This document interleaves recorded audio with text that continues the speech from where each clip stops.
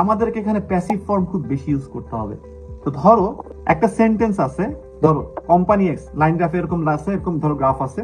তো সেই গ্রাফের ভিতরে লেখা আছে ফর এক্সাম্পল একটা কোম্পানি এক্স আর কোম্পানি ওয়াই, দুইটা কোম্পানি নিয়ে লেখা আছে। ওরা কি করছে, কোম্পানি এক্স আর কোম্পানি ওয়াই প্রডিউস করতেছে, কি প্রডিউস করতেছে, জিন্স। জিন্স প্রডিউস করে, ম্যানুফ্যাকচার করে।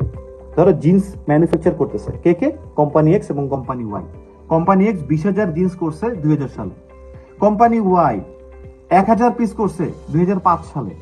তো সেন্টেন্সের প্যাটার্নটা বোঝানোর জন্য আমি তোমাদেরকে একটা এক্সাম্পল দিলাম। এখন সেন্টেন্সের ক্ষেত্রে যে জিনিসটা করতে হয়, আমরা কি করি, company X produced 2000 pieces of jeans in 2000, sentence এটা গেল। পরেরটা যদি আমরা বলি কোম্পানি ওয়াই প্রডিউসড 10,000 জিন্সেস ইন 2005, হবে না।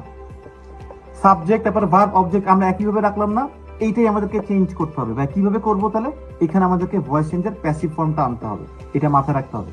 কিভাবে মাথায় রাখবো বা কি করব, তখন আমরা সাবজেক্ট আর ভার্ব আর অবজেক্ট, এখানে অবজেক্ট সাবজেক্ট কি ছিল, company X company Y, verb কি ছিল, প্রডিউস করছে এত ইউনিট ইন এত সালে, দুইটা এক্সটেন্ডেড অবজেক্ট ছিল। একটা অবজেক্টকে এখন আমরা সাবজেক্ট বানায় ফেলাই। ফর এক্সাম্পল আমরা বলতে পারি ইন 2005 কোম্পানি ওয়াই প্রডিউসড এত ইউনিট, অথবা in 2005 10,000 units were produced by company Y.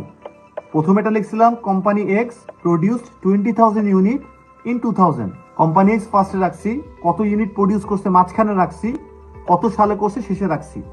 এবার সালটাকে পরের পেজে নিয়ে আসছি প্রথম দিকে, যে ইন 2010, এবার ইউনিটটাকে মাঝখানে আনছি, 2000 ইউনিটস ওয়ার প্রডিউসড বাই, এবার যে সাবজেক্টটা ছিল যেটা ওয়াই, সেটাকে আমি শেষে নিয়ে আসছি বাই ওয়াই। এই প্যাসিভ ফর্মগুলো আমাকে অ্যাপ্লাই করতে হবে রাইটিং টাস্ক 1-এ খুব বেশি।